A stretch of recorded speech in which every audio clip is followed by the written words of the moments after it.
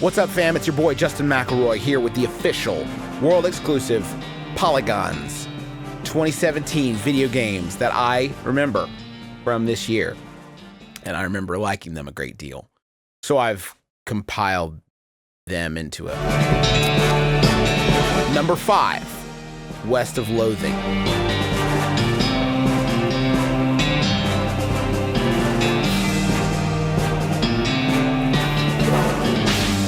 Do you know Kingdom of Loathing? It's all black and white, but don't let that scare you. When movies are black and white, that means that they've been forgotten by time and you should avoid them. But this game is not like that. It's an open world, Western flavored, surrealist RPG that is very funny, but at the same time that belies some really deep, interesting mechanics. If you like Skyrim, but you wish that they were all pen line stick figures and it was funnier, and again, you find all the colors just very overwhelming, you should check out West of Loathing right now. Well, finish the video. Next up, Kingsway, coming in at number 4. Am I numbering these?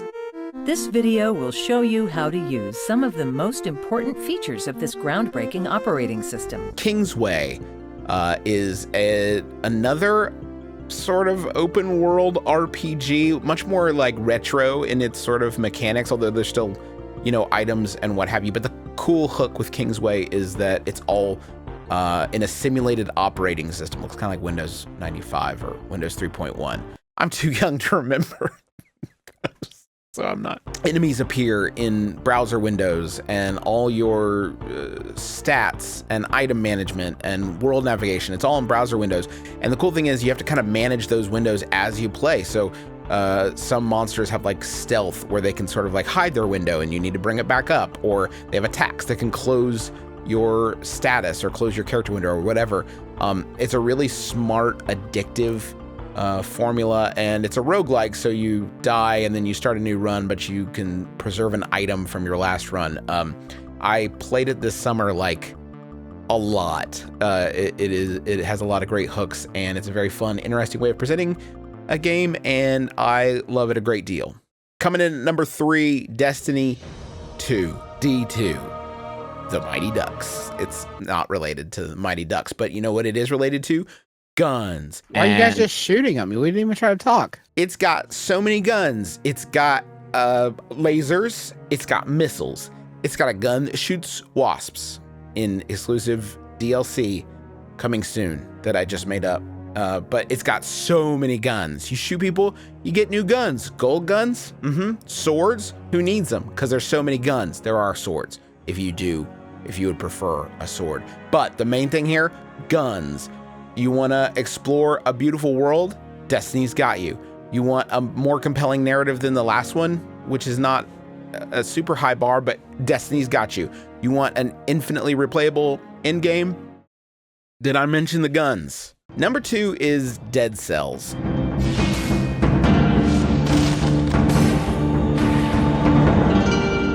This is another, I'm really enjoying this genre of action games that bring sort of like roguelike elements.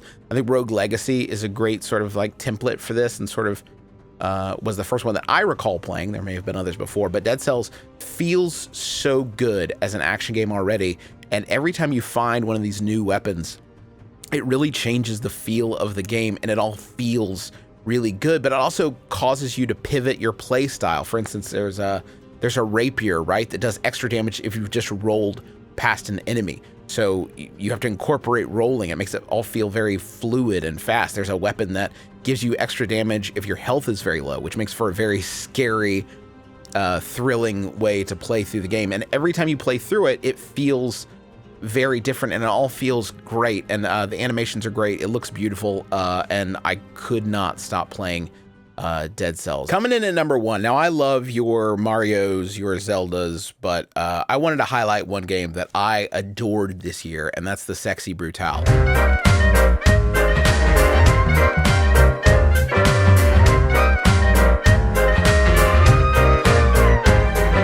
So hard to explain, so let me try. It kind of like Groundhog Day meets Sleep No More. You got probably, I don't know, a lot of you probably haven't done Sleep No More, but it's like it's like a play that happens in a hotel, and the story sort of happens around you, and you are a silent observer of what happens. And that's very much what the Sexy Brutale is.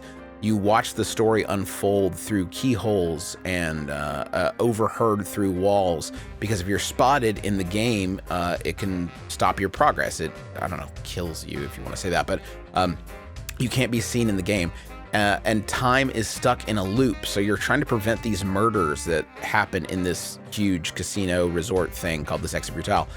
And you prevent it by seeing how the murders play out and then resetting time and changing things in the environment that will prevent the murder from happening. In one, for instance, someone's killed with a hunting rifle, and if you reset time, you could sneak in and steal the bullet from that rifle, and it'll give the victim just enough time to retaliate. And they get increasingly more complicated from there. It also manages to tell a really beautiful story about redemption and loss, which I think all beautiful stories say that they're about those things, but it really is.